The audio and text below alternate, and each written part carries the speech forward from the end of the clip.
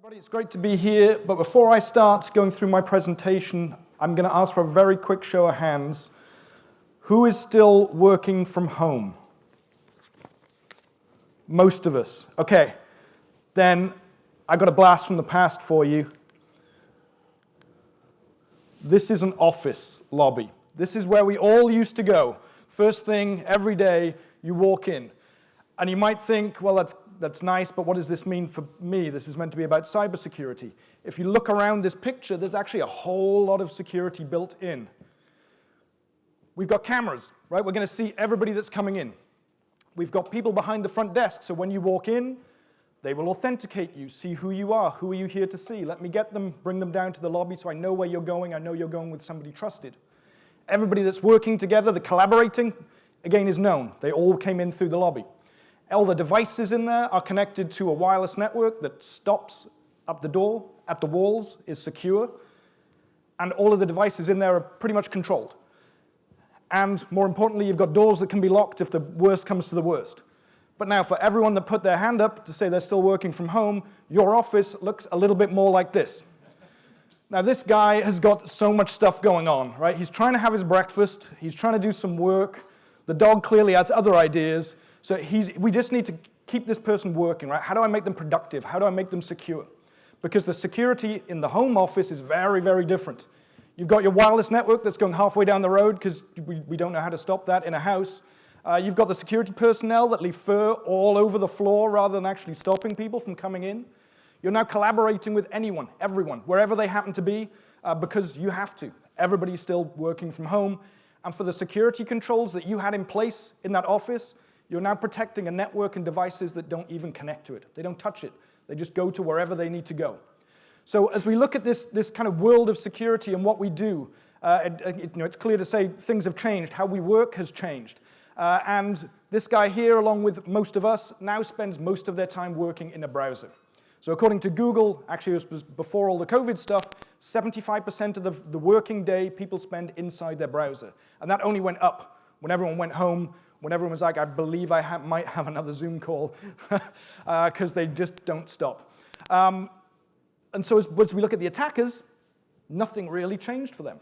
I know who I want to attack, I know where they are, and I know how they're getting all their work done. They're doing it through a browser, they're doing it through email. So they carried on as normal. As a security industry, we had to change everything that we were doing. Because the way that we deployed security was kind of like this, right? I've got my services. I'm using network as the example here. I've got my services on the network. I've got my firewall. I've got my web gateway. They are entirely separate to the browser and the browsing experience. That might work in an office. It doesn't work when your browser could be tens, hundreds of miles away, and they're not even going back through that firewall or that web gateway. But it kind of got worse than that. Now, hopefully this will animate correctly. In everyone's pocket or bag, you have a cell phone, right? Everybody has one. Everyone updates the technology whenever they have the funds, the need, and everything else.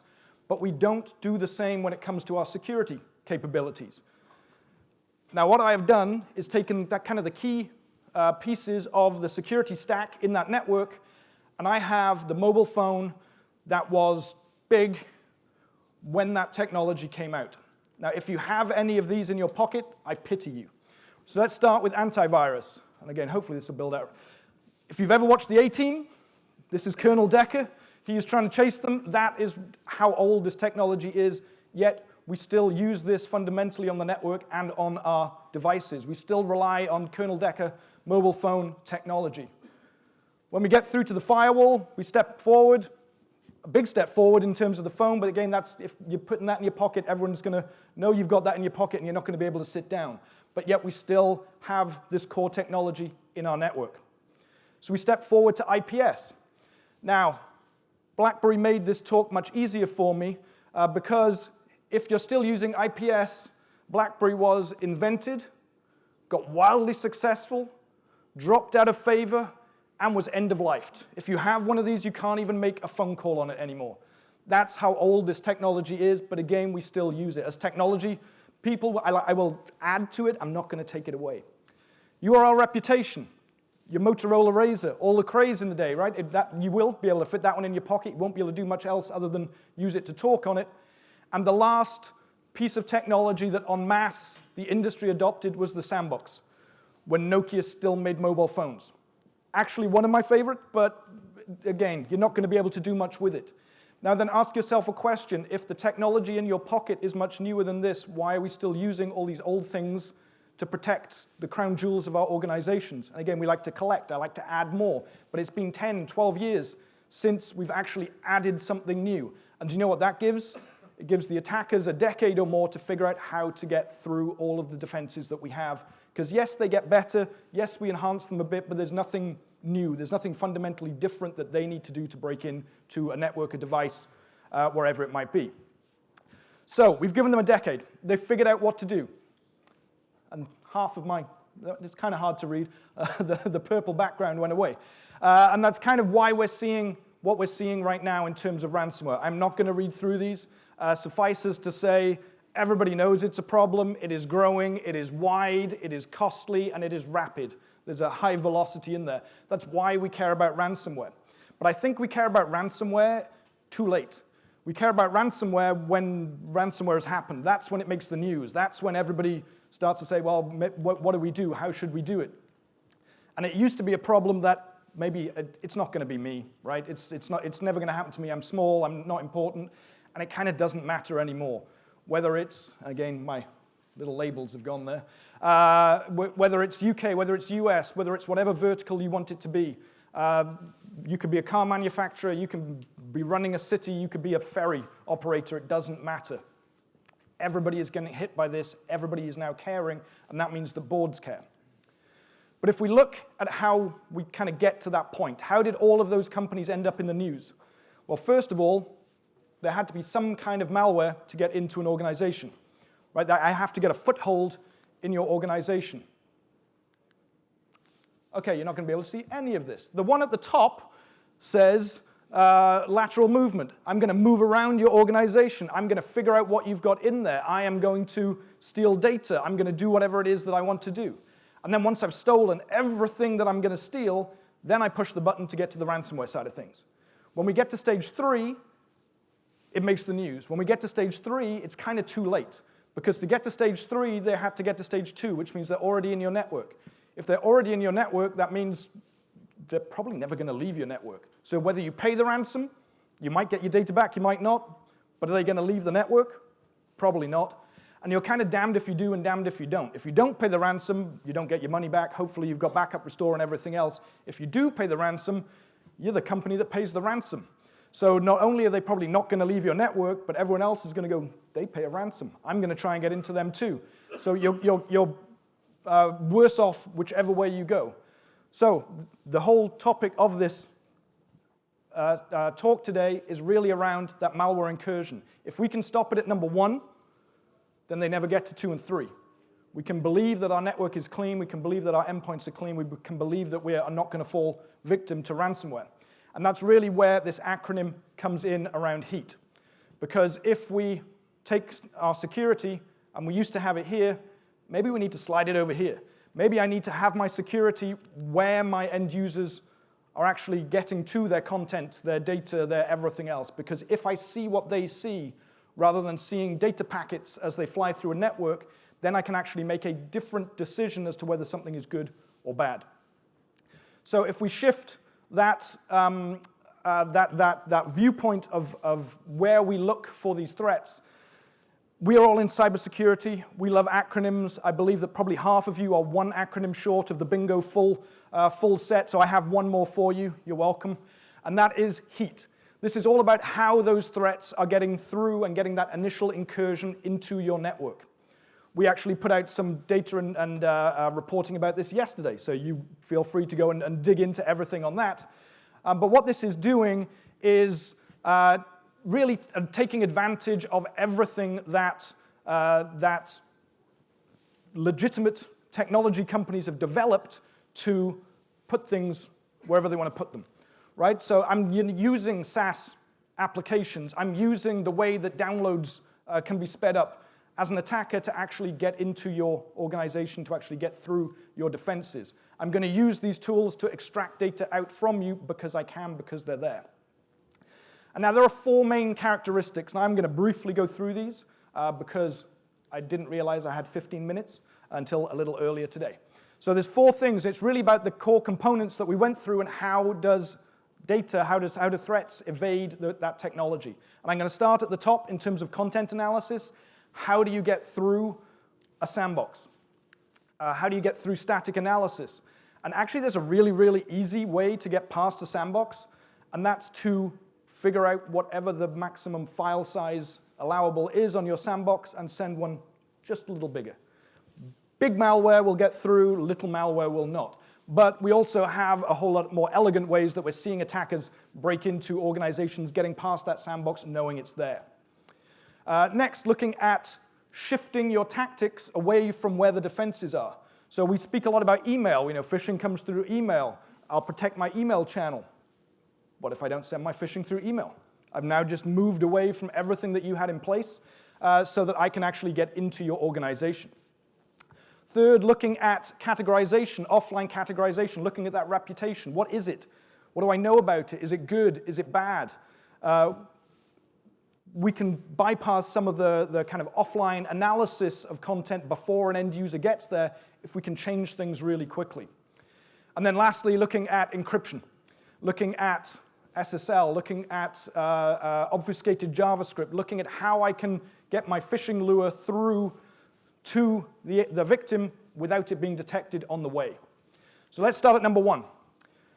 So I mentioned big files. Big files work. 102 meg malware is going to sail past 100 meg sandbox limit, and then the business has to decide, do I let it in or do I not?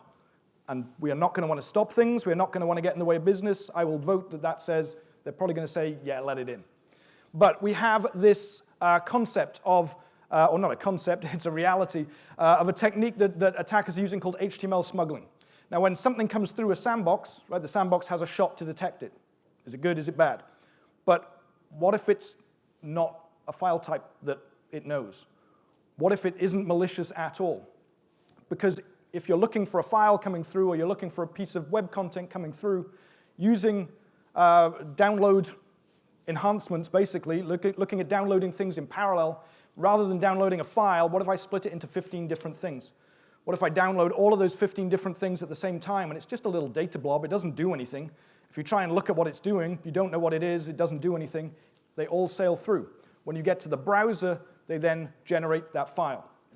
And we've seen this going on. We've worked with Microsoft on this as well as part of their security intelligence. It's something that the threat actors, the groups, they seem to be saving it for some of the more high-profile victims. But again, it's knowing what tools are there, it's knowing that it works, and it's having a decade to be able to get through that. We have a few examples here. So Nebelian has been using this. Again, looking at the payloads, Cobalt Strike, again, looking for that incursion.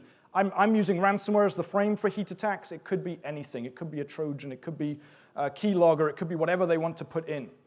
And then as we look at kind of who are they going after with this, it's the big guys, really. It's looking at governments. It's looking at financial institutions. Next, moving over to how can I get out of that path where you have put all your controls. So looking at email as being the path of maybe most fruitfulness. But if I move out of email, I can use almost exactly the same techniques to say, well, what if I did this through social media? What if I did this through an SMS message, a text message? Because security teams have to care about things today that they didn't have to before. Before, you might say, you know what, if you get a text message on your phone, I kind of don't care. And there's 2 reasons that you do now. It's because you might use your phone, because you don't have the kernel Decker one, to access resources. So yes, it's an unmanaged device, but it's something connecting into my organization, to my data, to my applications. The other reason you need to care is that if you have Mac users and they connect their Apple ID to their corporate laptop, every single text message they get goes straight to that corporate laptop. So we need to be able to say, well, how do I protect against this? I just need to broaden my view. I need to figure out everything that I'm looking for and actually update that to how my end users work today. Looking at classification, offline categorization. I don't know if any of you have heard of Log4j. We did this analysis and everything before that, so everything has changed in terms of the data that we pulled. But honestly, all it's going to do is make the numbers go up, right? So the whole premise about getting past your your website categorization is again a shift. This is the adaptive piece of that heat. Highly evasive adaptive threats. What I used to do as an attacker is I will create a domain, I'll register a domain, throw up a website, put malware on it, throw out the URL, see if anyone clicks on it. URL reputation is going to say, that is new, I don't know you, you're not in the Alexa 1,000, 2,000, 10,000, suspicious, don't go there. So what we have seen is the attacker is actually building a whole supply chain of websites. I will register a domain, I will build a site, I will populate it with data of a particular type, and then I will leave it. I will build another one, another one, another one, another one. I will leave them for 6 months, a year. They have a good reputation. They're known as a media site, a financial site, whatever it might be. They're trusted. Then once I have a trusted site, I can put my malware on there, throw it out, and if anyone is using URL reputation, they're just going to see the regular reputation until the 2 hours, 4 hours, 1 day, whenever that reputation updates, by which time I've done what I need to do and I can just throw that away and use the next one. So again, they know what we have and they know how to get around it. And Log4j obviously just made this 10 times worse. Right now they have millions of websites out there that with a single line going in there, they can plant whatever they want on someone else's legitimate site. So their reputation is going to be awesome, still serving up malware. And then finally, looking at obfuscation, looking at how you can hide what you're doing. And now, with all of these, there's a legitimate use for all of the pieces of technology. So we can't say, you know what, just block that. So with HTML smuggling, you can't just say block splitting up files and pulling them back together again. Well, that optimizes downloads. Companies use that every single day to get really big files to you as quickly as they can. So we can't block the technology, but we need to be able to have a view into what's going on, and do I care about it? Do I block it? What do I do? And so when we look at JavaScript obfuscation, it's obfuscated, right? You cannot see what is there. Again, there's legitimate reasons for that. There might be sensitive data in there that you don't want to put out on the web, but I need to contain it within my script. It might be confidential script. I don't want my competition getting this. So I need to allow it, but I need to know what's going on in there. And again, this comes down to the shift of where do I place my security. If you place your security at the browser, what happens at the browser? It deobfuscates itself. It does what it's going to do. You can see what's there. And that's the bit that we need to get to. That's what we need to do. So as I wrap up here, and again, we put out this report earlier today, or actually yesterday, we're seeing a huge increase in the use of these characteristics to get data, to get malware onto endpoints. And what we need to do, again, a very funky, messed up slide, is add something different to that stack in order to make them work for it. In our opinion, using an isolation core to actually put one more barrier in front of those attackers before they get to what they want to do, make them work for their money. So the key takeaways, I will not read through all of these because I've run over my time, but I will thank you for your time today, and if you want to learn more about what Menlo Security does, we are downstairs on the very, very purple booth, and we would be more than happy to talk to you. Thank you very much. Thank you.